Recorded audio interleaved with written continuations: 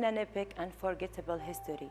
The efforts of most countries worldwide united to stand by the leadership, government and the people of Kuwait to condemn the Iraqi aggression that took over the state of Kuwait on the 2nd of August 1990. The remembrance of historical events, particularly ones as significant as the Iraqi aggression against Kuwait, is an important part of understanding our collective history and the impact it has had on the world. Reflecting on these events help us appreciate the efforts made by the nations to uphold freedom, justice, and solidarity. The world raised the slogan of freedom and standing in the face of injustice. The memory of that dark day in the country's history will remain with the people of Kuwait who lived through the bitterness of the invasion, just as it will remain with the new generation who did not live through the period, as they understand the events through the memories of their fathers, grandfathers, and the friendly countries that stood by the rights.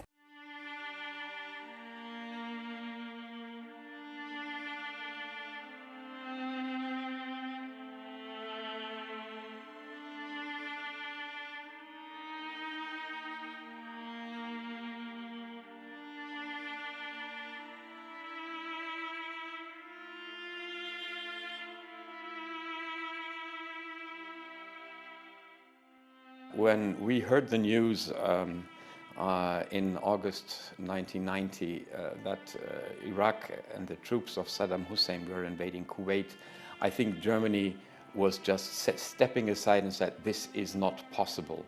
In a time when every country of this planet actually were very clear on the fact that there should be no forceful change of borders anymore, this was a blatant attack on international law. So at that time, Germany actually was in a very difficult position because we were just in the process of finalizing our unification ourselves. And so there was a broad feeling that we should not have troops on the ground in the case there is a need for an Allied intervention. But it was very clear, and that was also the position of the government at that time, that we should support any efforts of the United Nations to restore Kuwait to its former borders.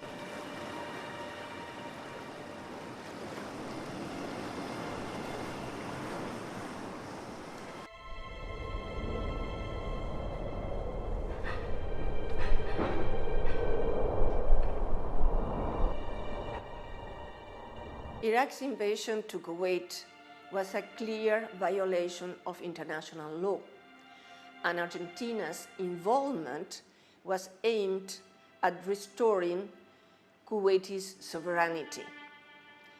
Argentina's decision to participate in the military coalition that expelled the Iraqi forces from Kuwait during the Gulf War 1990-1991 was a response to the resolutions passed by the United Nations Security Council ordering the Kuwaiti forces to withdraw from Kuwait. And Argentina decided to participate. At that time, the former president, Carlos Menem, decided to gather forces, aircrafts, warships, and troops to send them to the Gulf region in order to secure the maritime communication lines. This effort made by Argentina has been always recognized by the Kuwaiti authorities and also by the international community.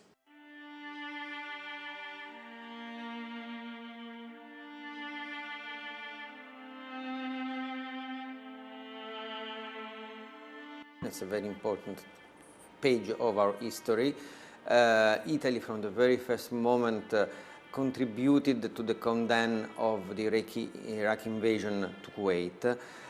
We need to consider that at that time, in 1990, in the second semester, Italy was the president of the European Commission in charge. And immediately, a few days after the invasion, on August 4th, the president of the European Commission, who was the Italian Prime Minister, decided that to bring to the table of all the other European partners the need of establishing economic sanctions against Iraq immediately. That was a very important step, which led all the other countries of the European Commission at that time, now European Union, to be very, very much focused on the answer against the aggression from Iraq to Kuwait. So that was a very important page. It was a diplomatic page in which Italy played a crucial role for the liberation of Kuwait. Since the very beginning of the invasion of Iraq on Kuwait, the Polish authorities condemned the attack and recognized it as the violation of the international law. We as a Poland also decided to take part in the coalition to liberate Kuwait. The Polish contingent to Gulf consists of two vessels. It was mainly humanitarian aid. The first vessel, it was Wodnik. Previously, it was a training ship of the Polish naval forces, transformed to be a floating hospital, capable to get 150 wounded persons on board.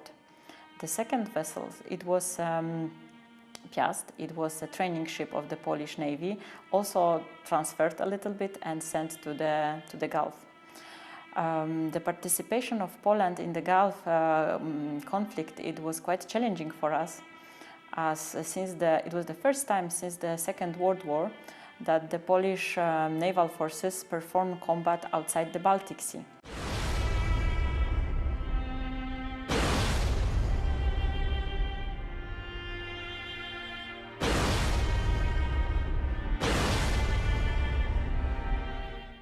I believe perhaps it was so natural that the Republic of Korea was on the side of the coalition forces during the invasion, because Korea is the country which rose from the ashes of a war. So did Kuwait. Republic of Korea was on the side of the coalition forces politically and militarily and financially at the time. Republic of Korea joined the United Nations Security Council resolution right after the invasion. And militarily, we sent 154 military medical team.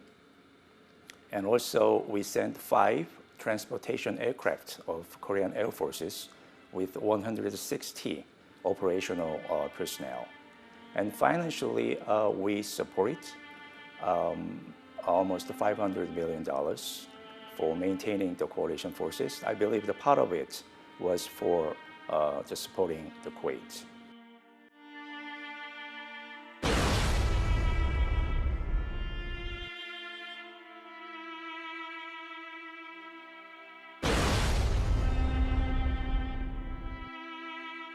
Today marks the 33rd anniversary since the invasion of Kuwait. While many years have passed since the 2nd of August 1990, I know for Kuwaitis it will seem like just yesterday. I remember where I was when it happened. I was in Australia, and I remember the strong support in Australia across government and across the community for Kuwait, not only as a friend of Australia, but also strong support for the principle of sovereignty and international law, which were under threat because of the invasion and which remain under threat today. For this reason, Australia's response was swift and decisive. Our Prime Minister, Bob Hawke, at the time said to Parliament, "We will not stand idly by while a member of the international community breaks the rules of civilised conduct." Almost immediately, Australia joined the US-led coalition.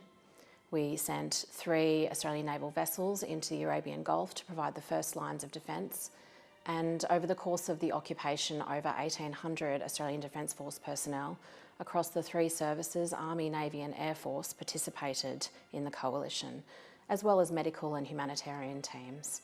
So it was a really substantive and I think it was an important contribution, and it was one that signified our friendship with Kuwait.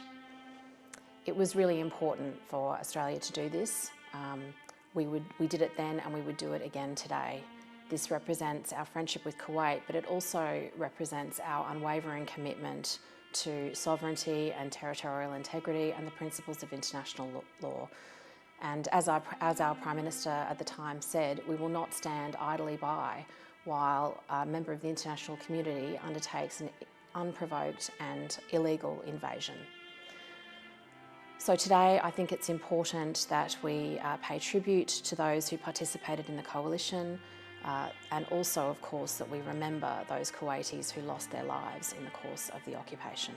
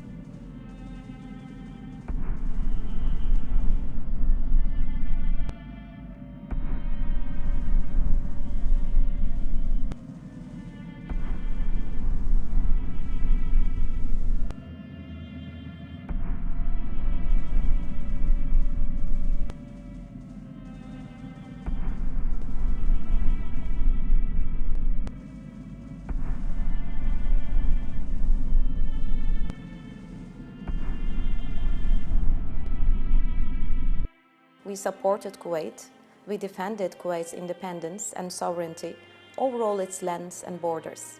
We contributed to the liberation of Kuwait from occupation.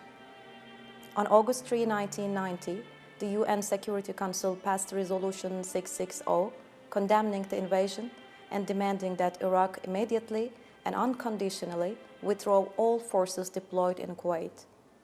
As Saddam refused to comply with it, the UN Security Council adopted Resolution 661 on August 6, 1990, imposing an economic and diplomatic embargo on Iraq and Kuwait, and took steps to implement international sanctions on Iraq under UN chapter.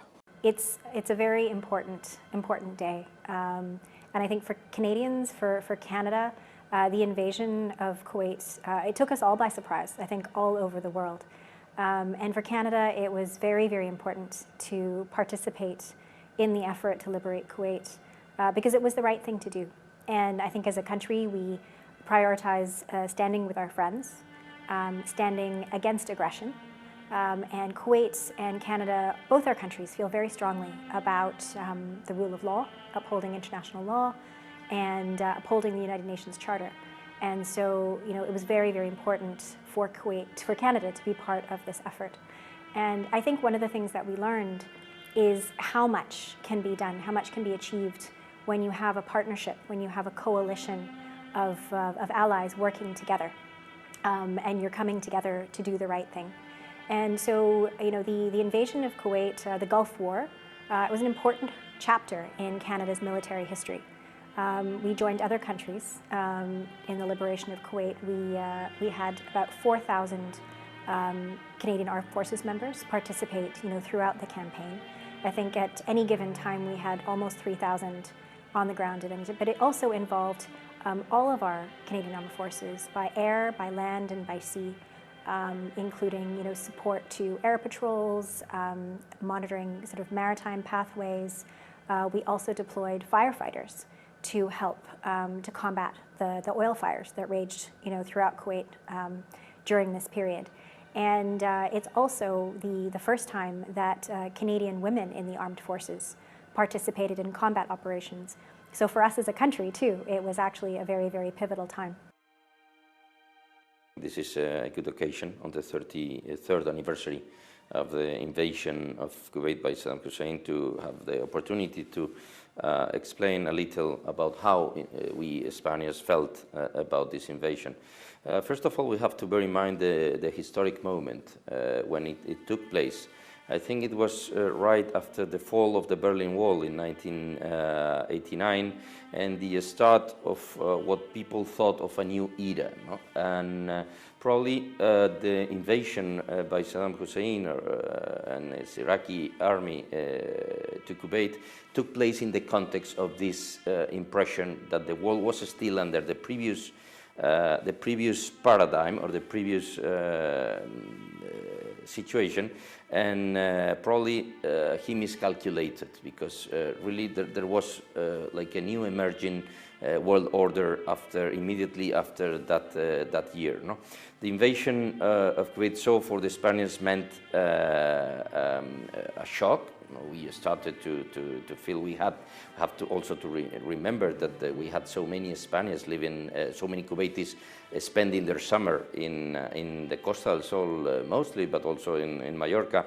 So there was also a very personal part of it. No, I think on the one hand there was this international shock that we felt it at the level of the government, and there was this personal shock by so many that they really thought that it was an unfair invasion, an attack, an act of aggression against a friendly nation like Kuwait.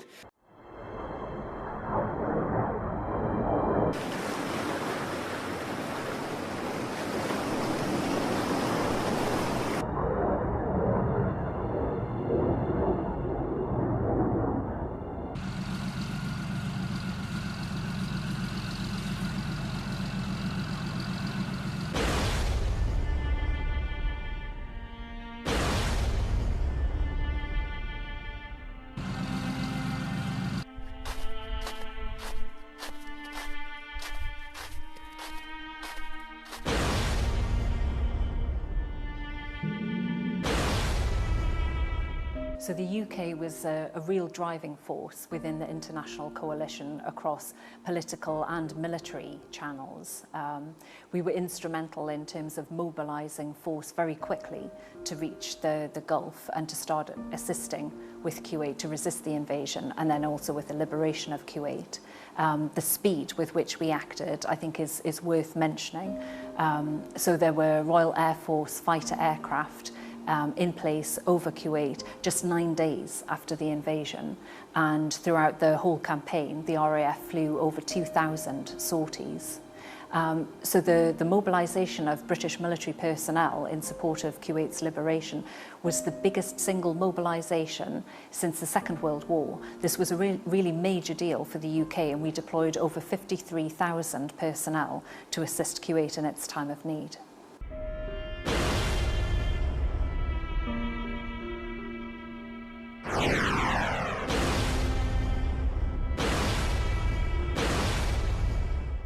Yeah, Pakistan has always condemned any act of aggression. So when this incident took place, we immediately condemned this. That it also has a lot of implications. Like any bigger neighbor can always have an aggressive designs or intentions against a comparatively smaller nation. So Pakistan has these kind of concerns. We have a very hostile, aggressive neighbor with us, so we supported the cause of the Kuwait, the people, and we always talked about the sovereignty and territorial integrity of Pakistan. We have great respect for Kuwait, which has always cherished peace and harmony, and this all goes along with the what the ideas of Pakistan. So I can say that this day, which is celebrated in Kuwait, really deserves, and I think that it has been given a proper respect, not only by the government but also by the people in Kuwait.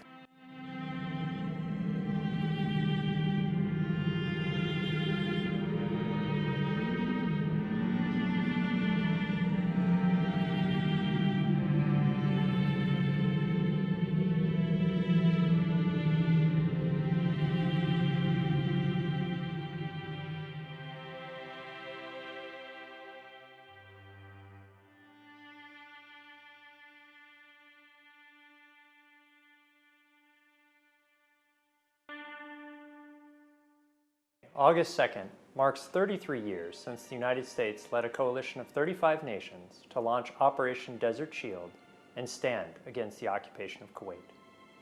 When President George H.W. Bush learned of the invasion of Kuwait on August 2, 1990, he quickly announced that the United States considered Iraq's aggression unacceptable, saying the unjustified invasion would not stand. President Bush also said America and the world must defend common vital interests, and we will. America and the world must support the rule of law, and we will. America and the world must stand up to aggression, and we will. His words are a reminder of the importance of standing for our values and defending against unjustified aggression. The invasion of Kuwait shook the world as the sovereignty and borders were violated. The liberation of Kuwait is an important reminder of the sanctity of territorial integrity.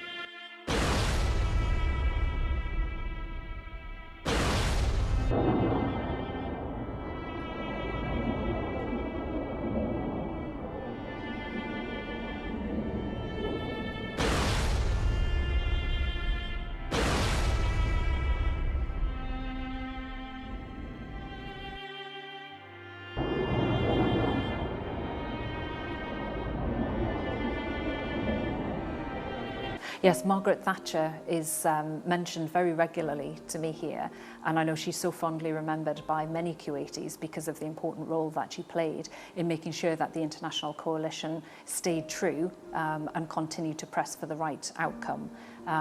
Her work in the United Nations was very, very important, and the UK worked alongside the US in the Security Council to lead Resolution 661, which authorised the use of economic sanctions on Iraq and also the use of force if Iraq did not withdraw. And Margaret Thatcher had, fortunately, a very strong relationship with the President of the United States at the time, and she was able to use that to very good effect as well.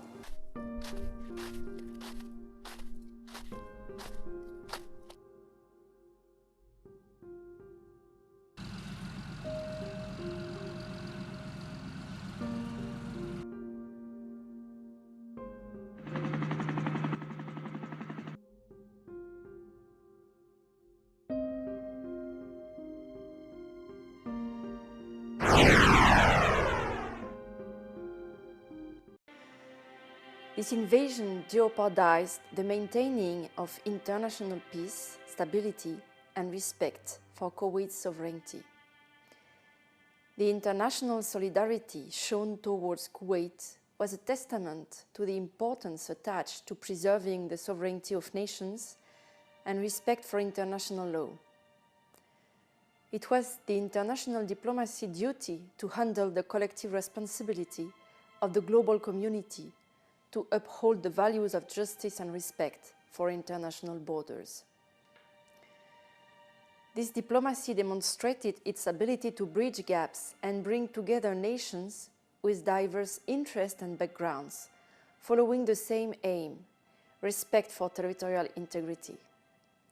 Thanks to an effective and coordinated diplomacy, Kuwait was able to secure broad political and military support, which played a crucial role in the restoration of its sovereignty and the liberation of its territory. This period also highlighted the importance of dialogue and international cooperation in resolving regional conflicts.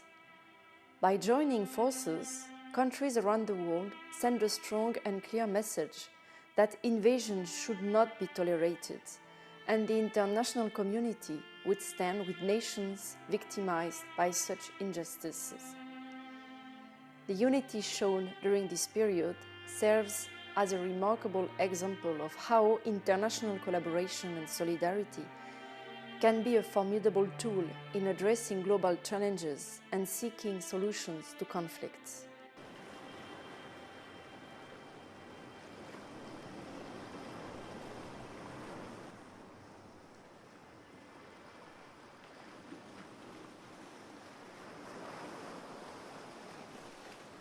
Now, at that time, Germany was providing a lot of assistance to the alliance.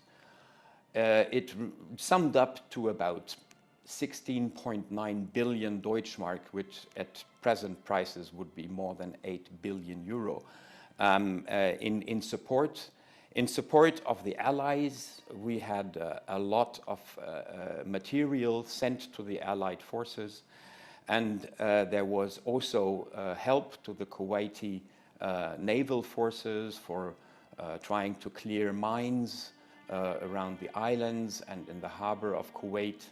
And there were other assistance which we have summed up to help the Allies who had, sent their troops to fight the freedom of Kuwait.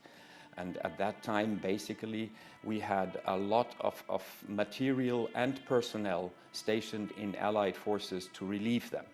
Well, that was a very sad page of the modern history, I would say.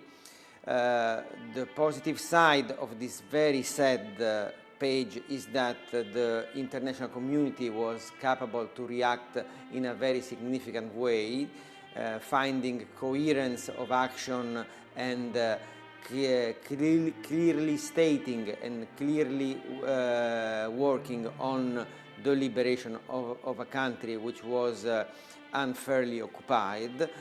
So it has to be a lesson learned by everybody. So this is why it is very important, and we need to preserve this memory as an important sign of the capacity of all the countries together to work for the stability in the region and in the world.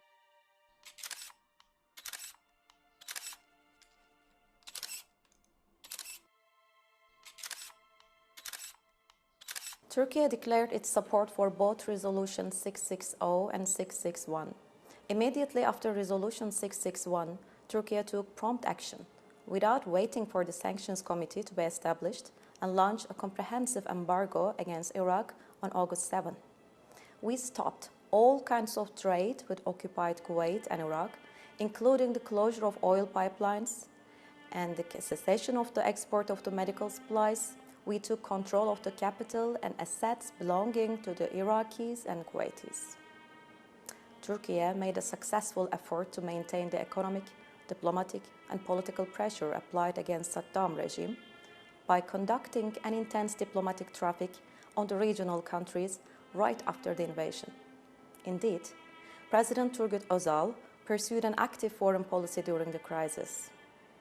As Iraq's northern neighbor, Turkey's diplomatic, logistical, and indirect military support to the military operation that started on January 17 was very important in terms of ending the invasion.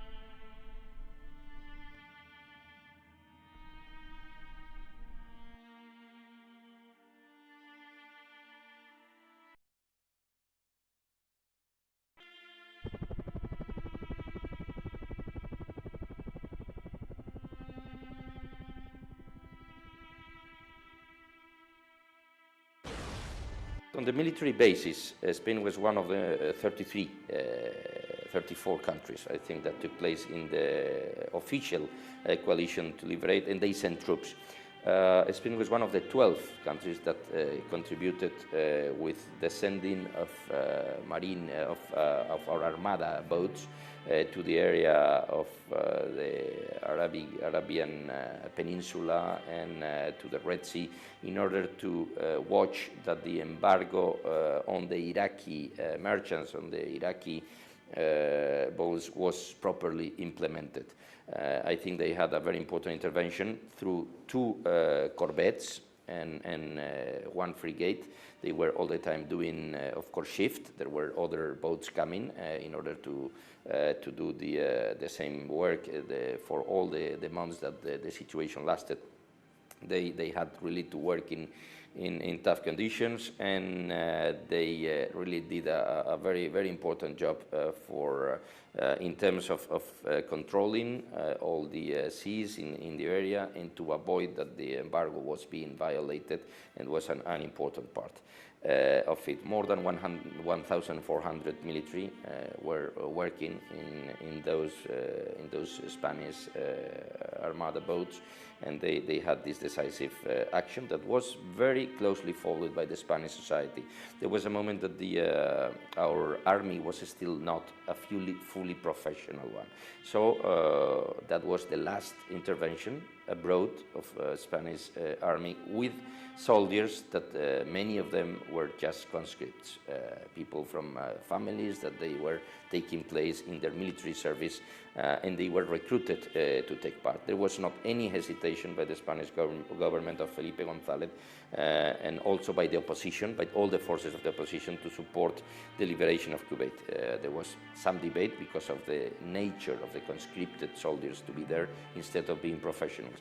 But the truth is that I've been reading these days before this interview, and they had an exemplary work in fulfilling their duties, in the really accomplishment of the embargo, and they had this decisive action that followed after the war, also in the deployment of Spanish forces in the Kurdish area to protect the Kurd people, which is, of course, something beyond the object of this interview.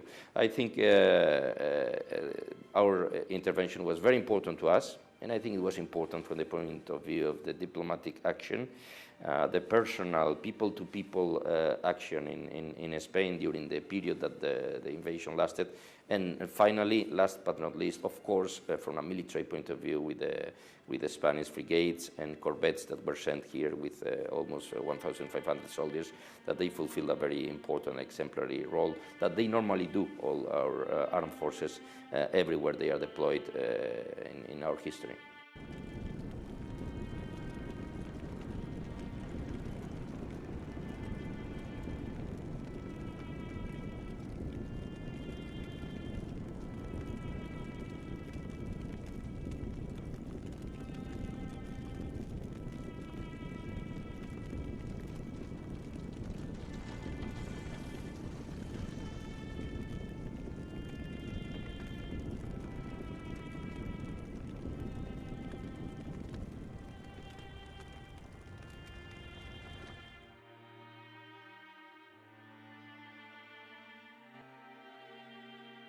On 2nd August 1990, a multinational liberation force is created within the framework of the United Nations Security Council resolutions.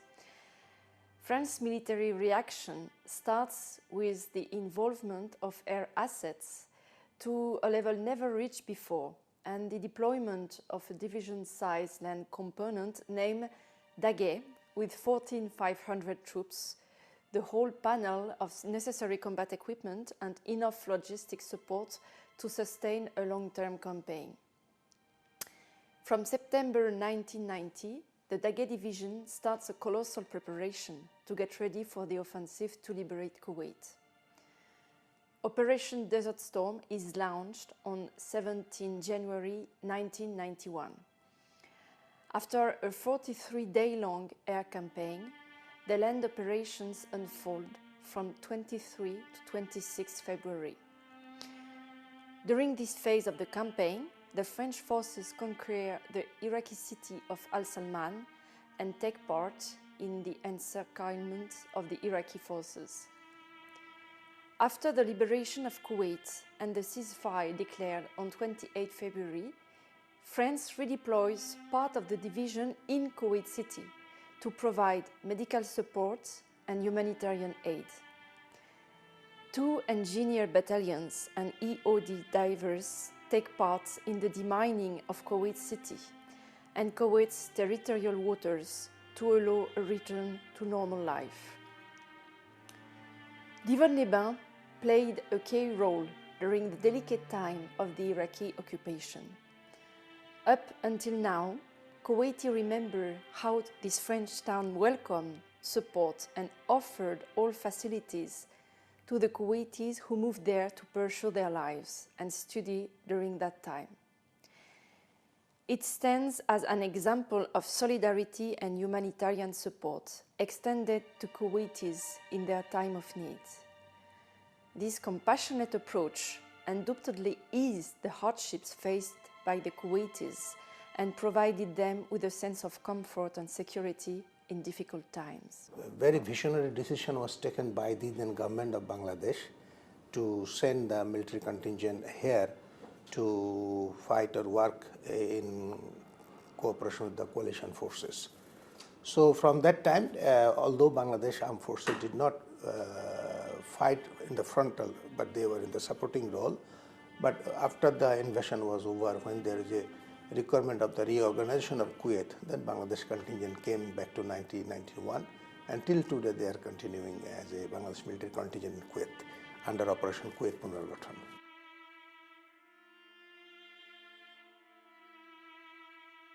The United Nations immediately passed certain resolutions and they condemned the invasion of Kuwait by Iraq, and then the Security Council passed several resolutions very quickly. And even when you talk about the regional level, the GCC, including Saudi Arabia, Bahrain, UAE, Qatar, they all supported Kuwait.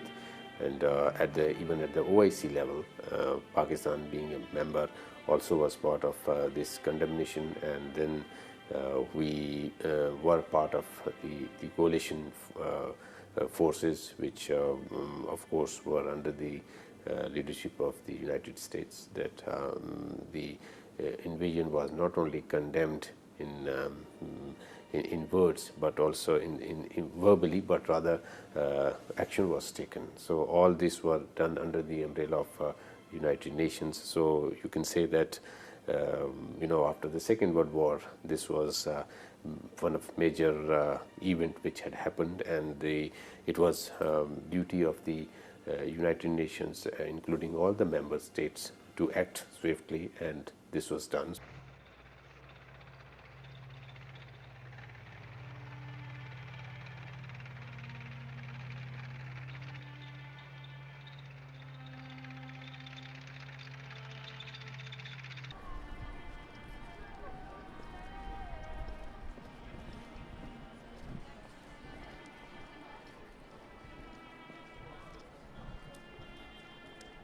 President Özal supported the idea of NATO soldiers being based in Turkey and using the Incirlik base during a possible military operation. This would mean opening a second front against Iraq when necessary.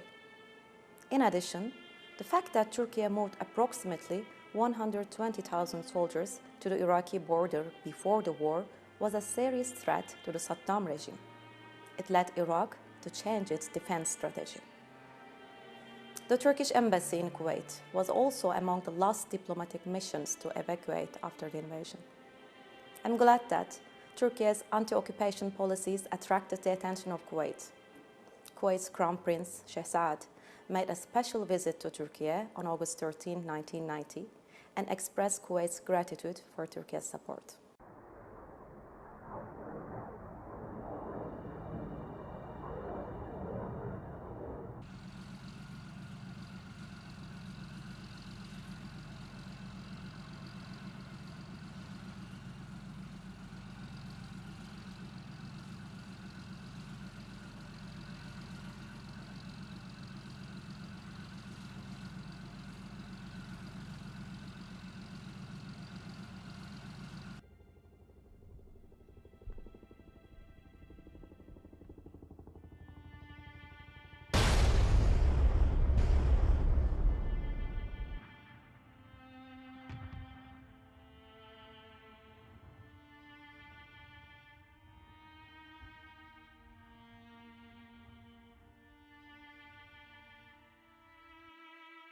as far as the military is concerned, Italy established the Operation Locusta, which is locust, it's a grasshopper, and this was decided in September 1990.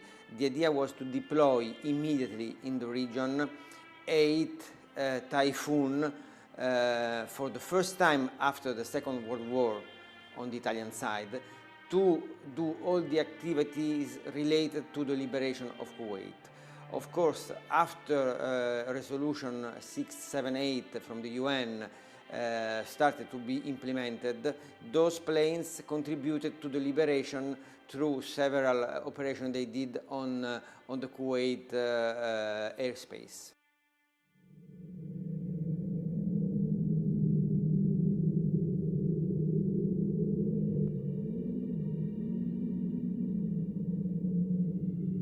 The Iraqi invasion dates back almost 33 years.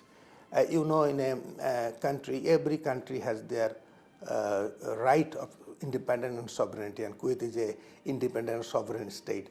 So although at that time the Iraq started invasion, they have their own point, but the world, for the regional security, then the stability of the world, the geopolitical situation, the UN Charter, all those things does not allow any country to go and invade and ruin their independence and sovereignty.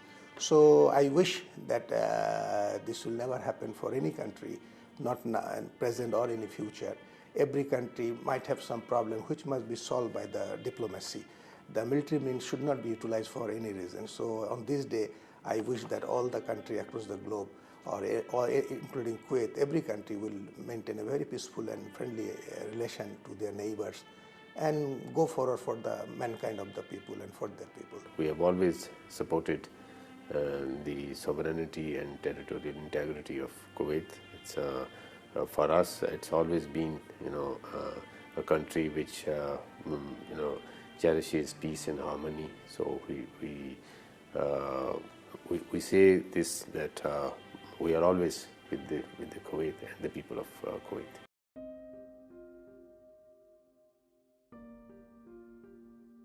The 33th anniversary of the invasion comes with the great appreciation and gratitude for the prominent role played by the countries of the world in confronting injustice, in addition to other countries and all people liberating with the freedom and peace in the process of liberating the state of Kuwait. We are immensely grateful to the countries that stood by our side, offering unwavering support and solidarity during the dark days of the invasion.